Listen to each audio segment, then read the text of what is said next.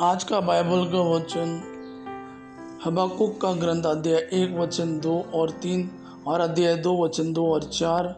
दूसरा वचन संत पौलुस का तिमोथी का नाम दूसरा पत्र अध्याय 1 वचन 6 से 8, 13 और 14।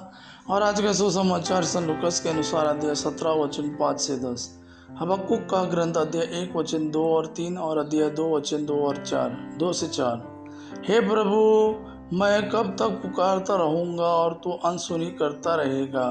मैं कब तक तेरी दुहाई देता रहूंगा और तू बचाने नहीं आएगा। तू क्यों मुझे पापाचार दिखाता है, क्यों मुझे अत्याचार देखना पड़ता है। लूटपाट और हिंसा मेरे सामने है, चारों ओर लड़ाई झगड़े होते रहते हैं।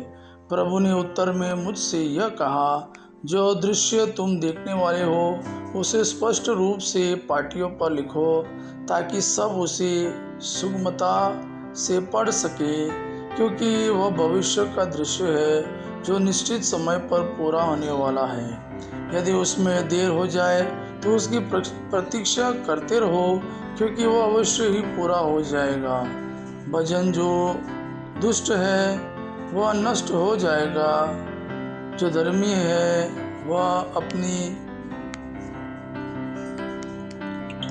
ईमानदारी के कारण सुरक्षित रहेगा। आज का दूसरा वचन संत पौलुस का तिमोथी के नाम दूसरा पत्र अध्याय 1 वचन 6 से 8 और वचन 13 और 14। मैं तुमसे अनुरोध करता हूँ कि तुम ईश्वरीय वरदान की वह ज्वाला प्रज्वलित बनाए रखो, जो मेरे हाथों के आरोपण से तुम में विद्यमान है। ईश्वर ने हमें वीरता का नहीं बल्कि सामर्थ्य, प्रेम तथा आत्मसंयम का मनोभाव प्रदान किया है। तुम ना तो हमारे प्रभु का साक्ष्य देने में लज्जाओ और ना मुझसे जो उनके लिए बंदी हूँ, बल्कि ईश्वर के सामर्थ्य पर भरोसा रखकर तुम मेरे साथ सुसमाचार के लिए कष्ट सहते जाओ। जो प्रामाणिक शिक्षा तुमको मुझसे मिली है उसे अपने मापदंड मान लो और यीशु मसीह के विश्वास तथा प्रेम में दृढ़ बने रहो। जो निधि तुम्हें सौंपी गई है उसे हम में निवास करने वाले पवित्र आत्मा की सहायता से सुरक्षित रखो। आज का सुसमाचार संत लूकास के अनुसार अध्याय 17 वचन 5 से 10। प्रेरितों ने प्रभु से कहा, हमें और भी विश्वास दीजिए।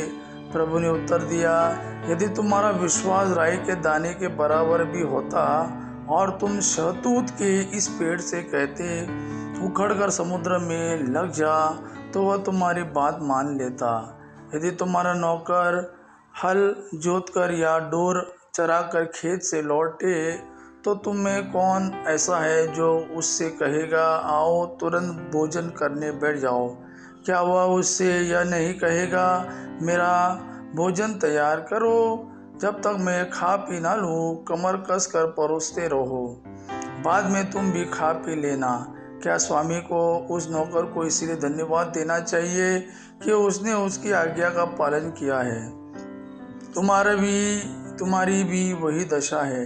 सभी आज्ञाओं का पालन करने के बाद तुमको कहना चाहिए, हम अयोग्य सेवक भर है, हमने अपना कर्तव्य मात्र पूरा किया है।